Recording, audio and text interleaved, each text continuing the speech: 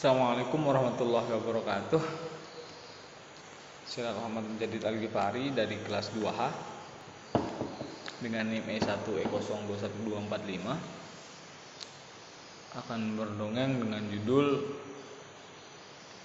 Sandubaya dan Lala Seruni. Dahulu kala, saat kerajaan Lombok dipimpin oleh Prabu Kertajaya atau Prabu Kertajagat, hiduplah sepasang suami istri, yaitu Sandubaya dan Lala Seruni. Kecantikan Lala Seruni ini tiada duanya di negeri itu.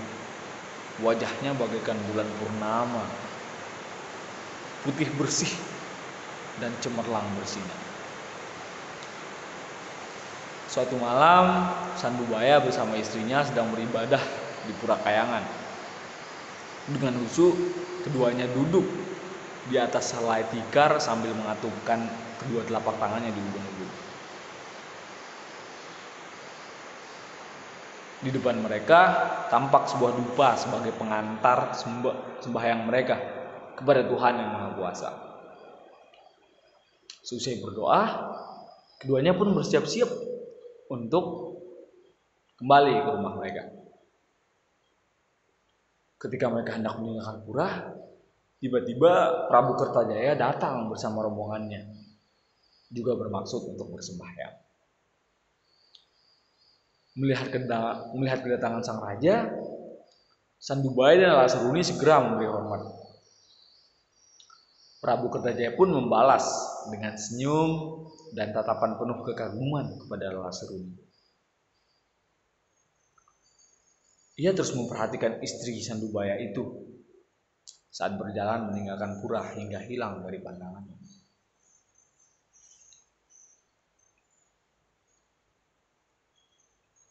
"Hai Patih, siapakah wanita cantik itu?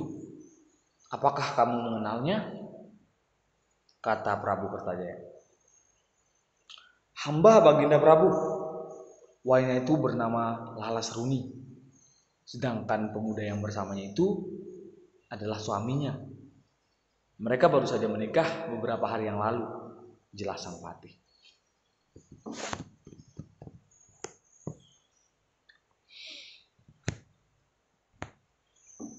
Rupanya Prabu Kertajaya terpikat pada kecantikan Lala Seruni. Wajah cantik wanita itu terus terbayang-bayang dan mengganggu konsentrasinya dalam bersembahyang. Pada saat itu timbullah niatnya untuk memperistri Lala Seruni. Walaupun wanita cantik tersebut sudah memiliki seorang suami. "Aku harus mendapatkan wanita cantik itu," kata Prabu Kertajaya dalam hati.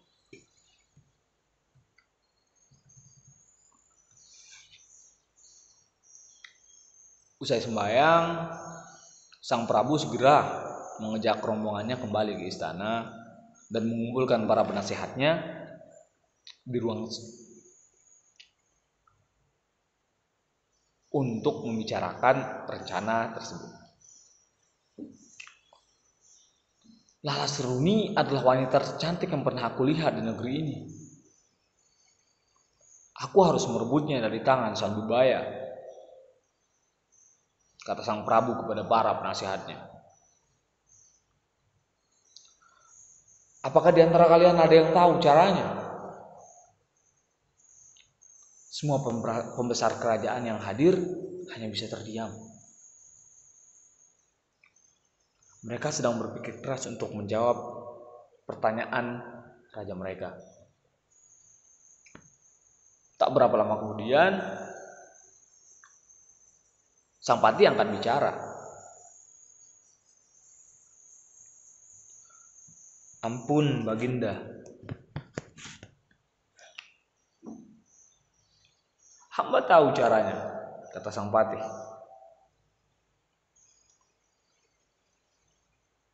"Apakah itu, wahai patih? Ayo cepat katakan," desak Prabu Kertajaya dengan tidak sabar. Menurut hamba, sebaiknya kita mengajak Sandubaya berburu ke hutan, lalu kita menghabisinya di sana. Kita buat seolah-olah diterkam binatang buas. Dengan cara ini, tentu Lala Seruni tidak akan mencurigai kita, kata sang Padih. Kamu yang cerdas, Patihku.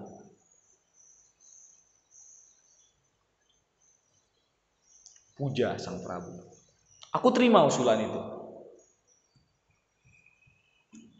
Lalu keesokan harinya Prabu Kertajaya segera mengutus beberapa orang prajuritnya ke rumah Sandubaya untuk mengajaknya pergi berburu ke hutan Gebong. Setibanya di sana, para utusan segera menyampaikan perintah sang Prabu kepada Sandubaya. Sementara itu, betapa terkejutnya Sandubaya dan Lala Seruni saat melihat kedatangan mereka yang secara tiba-tiba. Apalagi baru kali ini mereka didatangi oleh para prajurit kerajaan. Maaf, ada apa gerangan tuan-tuan datang kemari? Tanya Sandubaya penasaran. Oh begini Sandubaya, kami diutus kemari untuk mengajak kamu pergi berburu ke hutan Gebong bersama sang Prabu, ungkap salah seorang utusan. Besok pagi sang Prabu menunggumu di istana untuk kemudian berangkat bersama-sama menuju hutan. Sandubaya tak kuasa menolak ajakan sang Prabu. Ia adalah rakyat yang amat taat kepada rajanya. Baiklah tuan, hamba siap memenuhi titah sang Prabu, kata Sandubaya. Setelah para utusan tersebut pergi, Lala Seruni mendekati suaminya. Kakak, sejak kedatangan prajurit tadi, adik merasakan firasat yang buruk dengan ajakan raja itu. Sebaiknya kakak mengurungkan niat itu, bujuk Lala Seruni. Adikku,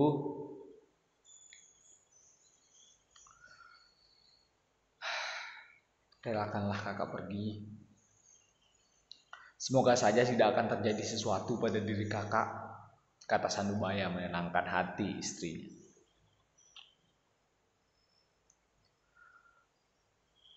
Keesokan harinya,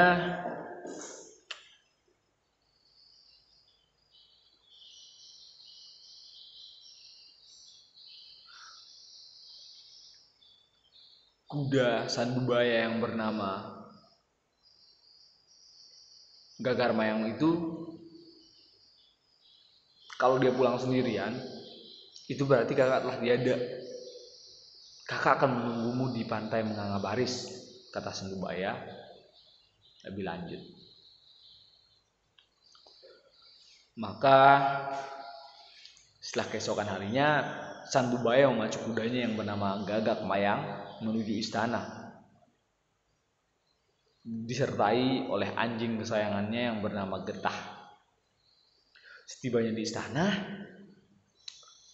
ia bersama dan rombongan Prabu Kertajaya pun berangkat ke hutan Gebong dengan membawa alat perburuan seperti tombak, golok, panah, dan sebagainya. Setiba di hutan Gebong, semua anggota rombongan segera mencari binatang buruan. Sementara itu, Sandubaya terlihat seorang diri menunggangi kuda sedang mengincar seekor babi hutan yang bersembunyi di balik rembunan semak belukar. Dengan konsentrasi penuh, perlahan-lahan ia menarik tombak yang ada di tangannya, lalu melemparkannya ke arah babi hutan itu. Aduh! Sandubaya menjadi kesakitan karena sebuah tombak menusuk dari punggungnya menembus. Ia pun terjatuh dari atas punggung kudanya dan tewas seketika. Rupanya bersamaan dengan ia melemparkan tombaknya ke arah babi hutan itu, seorang prajurit dari belakang melakukan hal yang sama kepada Sandubaya. Melihat tuannya tak bergerak lagi, si getah menyalak dan segera menyerang prajurit yang menembakkan tombak kepada Sandubaya. Anjing kesayangan Sandubaya itu pun ditombak oleh prajurit hingga mati. Kuda Gagaramaya yang melihat peristiwa itu segera berlari pulang.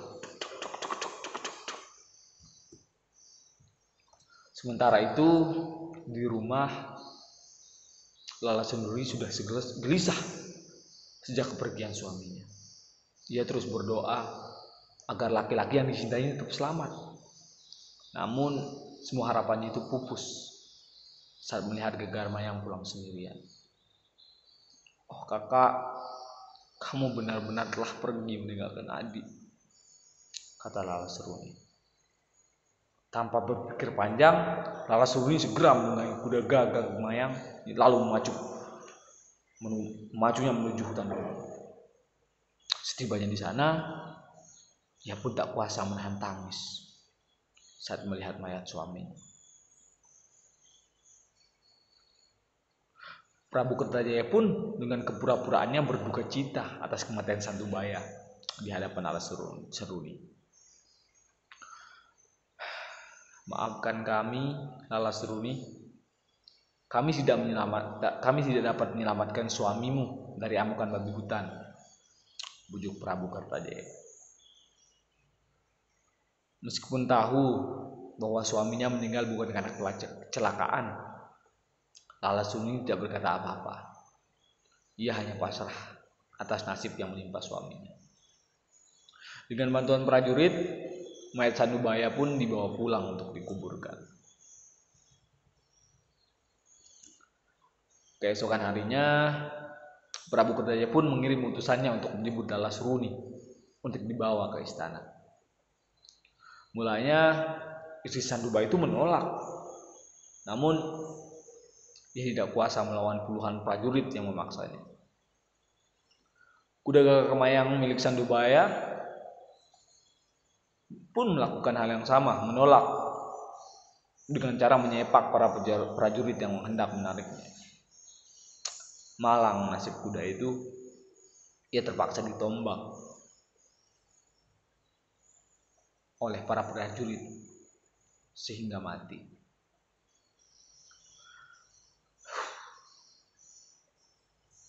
Setelah Lala Seruni tiba di istana, sang Prabu mulai membujuknya untuk dinikahi. Namun janda muda itu menolaknya. Ia pun semakin yakin bahwa suaminya itu mati bukan karena kecelakaan, tapi memang sengaja dicelakai oleh sang Prabu yang ingin sekali menikahi dirinya. Hal itulah yang membuat sedih Lala Seruni. Berhari-hari ia mengurungi diri di dalam kamar serta tidak mau makan dan minum. Walaupun Prabu Kertajaya telah berkali-kali menjenguk dan membujuknya, ia tetap menolak untuk menikah dengan raja yang bengis itu. Setelah hatinya mulai tenang, Lala Seruni membuka pikirannya. "Kini saatnya aku harus bertindak," katanya dalam hati. Ketika sang Prabu datang lagi untuk membujuknya, Lala Seruni berkata, "Baiklah Baginda, hamba mau menikahi Baginda, tapi dengan satu syarat," ungkap Lala Seruni. "Apapun syarat itu akan aku penuhi, wahai calon permaisuriku yang cantik," kata Prabu Kertajaya dengan nada merayu. "Sebelum kita menikah, izinkan hamba mandi di pantai Menanga Baris," pinta Lala Seruni. "Oh, tentu, itu syarat yang amat mudah," jawab Kertajaya. "Besok aku akan mengantarmu ke sana." Pada esok hari, Prabu Kertajaya bersama para punggawanya mengantar Lala Seruni ke pantai Menangabaris. Setiba di sana, mereka pun mandi bersukaria. Lala Seruni tampak gelisah menunggu kedatangan suaminya. Agar gelagatnya tidak dicurigai oleh sang Prabu, ia sekali menyelam dan memercikan air pada wajahnya. Tak berapa lama kemudian, tiba-tiba sekuntum teratai berwarna merah dan besar muncul dari tengah laut. "Baginda, tolong ambilkan teratai itu untukku," pinta Lala Seruni. Prabu Kertajaya pun segera memerintahkan beberapa prajuritnya untuk mengambil teratai itu. Ketika salah seorang dari mereka hendak memetiknya, tiba-tiba sekawanan ikan datang menyerang mereka hingga terluka parah. Melihat kejadian itu, sang Prabu segera turun tangan. Namun, ia pun diserang oleh kawanan ikan yang ganas hingga terluka. Sementara itu, bunga teratai yang besar itu terus bergerak menuju tempat Lala Seruni berdiri. Begitu mendekat, Lala Seruni pun naik di atasnya. Dengan cepat, teratai itu bergerak ke tengah laut dan mengantarkan Lala Seruni ke tempat penantian suaminya. Menyaksikan kejadian itu,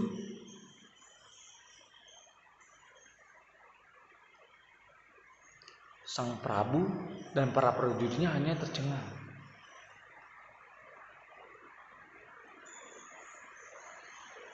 Mereka tidak mampu mencegahnya. Lala Seruni pun semakin jauh ke tengah laut, hingga dari pandangan mereka.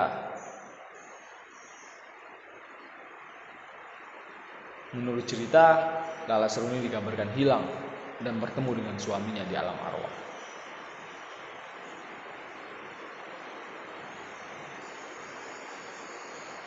Sementara itu, kakak Sandubaya yang bernama Damung Berang Bantun murka mendengar kewenangan Prabu Kertajaya terhadap adik dan iparnya. Ia pun menyiapkan pasukannya untuk menyerang Prabu Kertajaya. Menurut cerita, pertempuran tersebut berlangsung cukup lama. Suatu hal yang menarik dalam peperangan ini adalah pasukan Kertajaya menggunakan senjata berupa binatang laut, sedangkan pasukan Damung Berang Bantun menggunakan jajanan dan makanan lainnya. Penggunaan senjata yang demikian diusulkan oleh Prabu Rangkasari untuk menghindari korban jiwa. Akhirnya, peperangan tersebut dimenangkan oleh pasukan Demun Bramang Taun, dan Prabu Kertajaya merasa malu akan kekalahan itu, membenturkan kepalanya ke batu hingga akhirnya tewas di tempat. Sepeninggal itu, tahta kerajaan Lombok diduduki oleh Prabu Rangkasari yang membuat kerajaan di Lombok menjadi aman dan damai. Terima kasih. Saya Lalu Ahmad menjadi Al-Ghifari, undur diri.